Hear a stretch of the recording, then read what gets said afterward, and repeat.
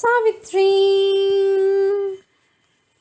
Book 6, The Book of Fate, Canto 1, The Word of Fate, page 418, new stanza. Even as he sang, and rapture stole through earth time, and caught the heavens, came with a call of whose, as of her swift heart hastening, Savitri. Her radiant tread glimmered across the floor, a happy wonder in her fathomless gaze. Changed by the halo of her love, she came. Her eyes rich with a shining mist of joy, as one who comes from a heavenly embassy, discharging the proud mission of her heart, one carrying the sanction of the gods to her love and its luminous eternity. She stood before her mighty Father's throne, and eager for beauty on discovered earth, transformed and new in her heart's miracle light, saw like a rose of marvel, worshipping the fire-tinged sweetness of the Son of Heaven.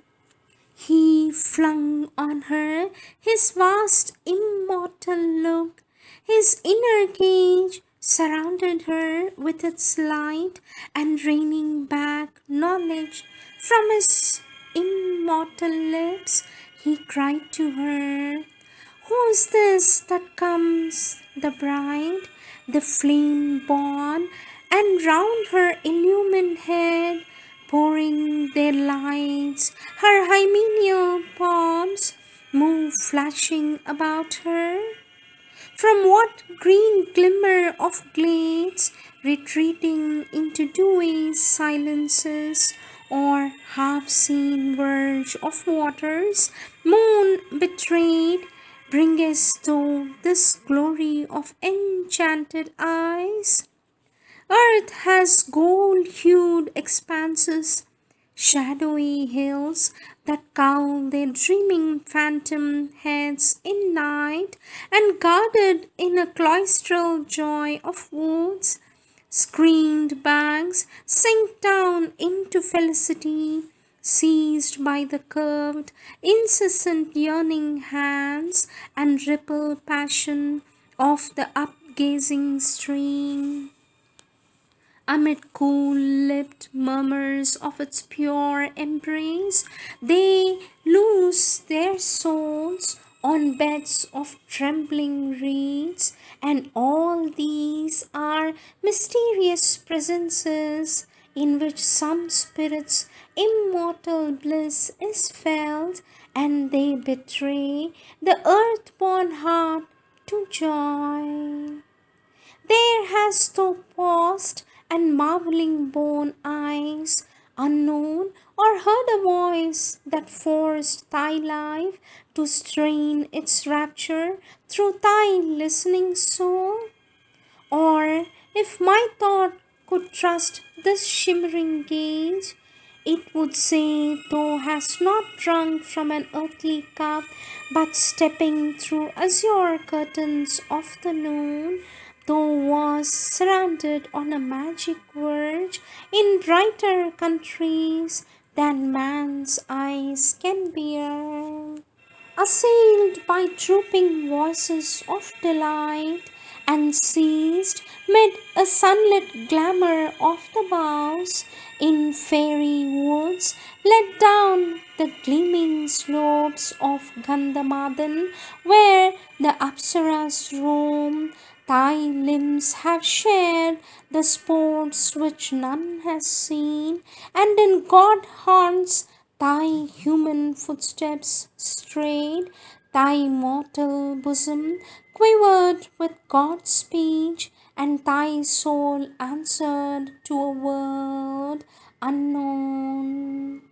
What feet of gods, What ravishing flutes of heaven have thrilled high melodies round from near and far, approaching through the soft and reveling air, which still surprise thou hearest? They have fed thy silence on some red strange ecstasied fruit, and thou hast trod the dim moon peaks of bliss.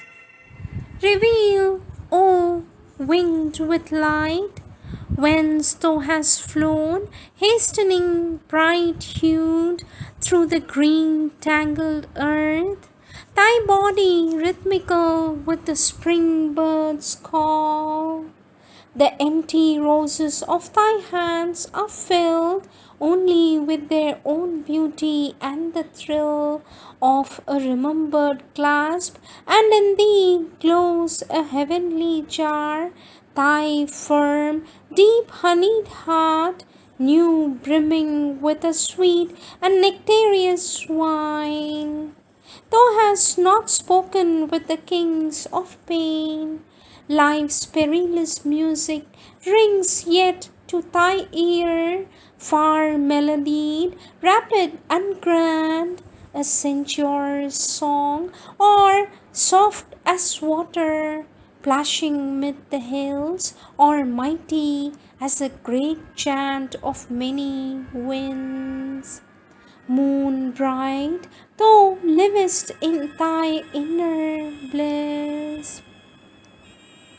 Thou comest like a silver deer through groves of coral flowers and buds of glowing dreams, or fleest like a wind goddess through leaves, or roamest, O ruby-eyed and snow-winged dove, flitting through thickest of thy pure desires in the unwounded beauty of thy soul.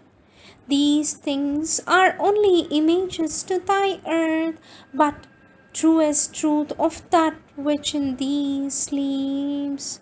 For such is thy spirit, a sister of the gods, thy earthly body lovely to the eyes, and thou art kin in joy to heaven's sons.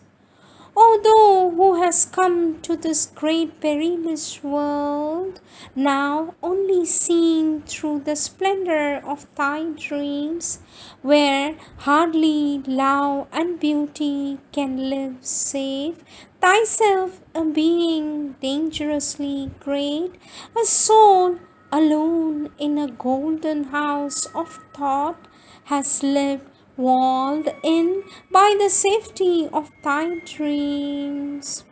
On heights of happiness, leaving doom asleep, who hunts unseen the unconscious lives of men, if thy heart could live locked in the ideal's gold, as high as happy might thy waking be. If for all time doom could be left to sleep, he spoke, but held his knowledge back from words. As a cloud plays with lightning's vivid laugh, but still holds back the thunder in its heart, only he let bright images escape. His speech, like glimmering music, veiled his thoughts as a wind flatters the bright summer air. Pitiful to mortals, only to them it spoke of living beauty and of present bliss. He hid in his all knowing mind the rest.